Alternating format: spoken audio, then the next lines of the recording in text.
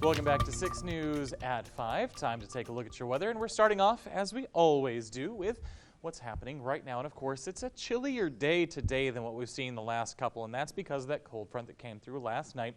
Temperatures in the 50s throughout the day, still there in the 5 o'clock hour, and we are going to drop, and we're going to talk about why. So, winds. Again, we talked about it earlier, we're gusting upwards of 40 miles per hour this afternoon. Right now, a little bit breezier than windy right now, 10 to 15 miles per hour. Things have calmed down, and they're going to continue to calm down throughout the night. Look at our gusts here in the 5 o'clock hour, 20 miles an hour or so. Through the night, things calm down, and we've always talked about this. Even though the winds should shift back to the southwest, they'll be calm and with clear skies. Of course, we are in for a chilly start to our day tomorrow. Temperatures be in the freezing range for sure by tomorrow morning. Upper 20s, lower 30s possible across central Texas and southeast Texas. And with that in mind, keep in mind it's going to be a chilly start, but this is nothing compared to what we're expecting towards the end of the weekend. Tomorrow afternoon, though, should be fine. Again, those southwest winds are back. It'll be breezy. It'll be another breezy day, more like what we're seeing now than what we saw earlier. So expect 15 to 20 miles per hour. But with that southwest flow, temperatures can get close to 70 degrees once again. So that is what's happening the next 24 hours or so. Of course, the big story is what's happening after that. So let's take a look at our forecast.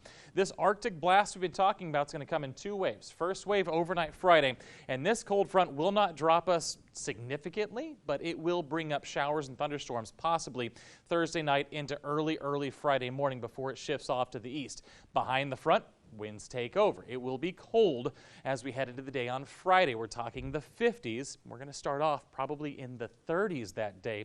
After that, it's a nice weekend. Sunday evening, that's what we're looking at. That next segment of that cold front comes through. That ushers in that Arctic air. It's going to move in Sunday night. It's going to last through Wednesday. So what I want to do real quick with the last 30 seconds I have or so is talk about what we know, what we don't know. This is our high degree of certainty.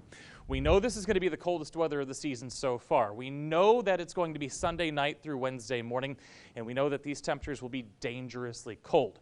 Things that we're still trying to lock down, the actual low temperatures. We know it's going to be somewhere in the teens to 20s range as we start our day. And we also don't know if we're going to get out of freezing yet on Monday afternoon, so keep that in mind. Things that we don't know at this point, precipitation. Low chance for precipitation, but that could change. And of course, if that does change, we are talking travel impacts. So let's take a look at your forecast in total. So we talked about the breezy conditions through the week. There's the first cold front on Friday. We only get up to about 50 on Friday. And then as we start our day on Monday, that's Martin Luther King Jr. Day, we're talking the 20s. And then for our Tuesday morning, everybody down into the teens. This is going to be dangerously cold weather. And of course, we're going to have all of this for you as we continue heading through the week. Lindsay, back to you. Matt, thanks so much.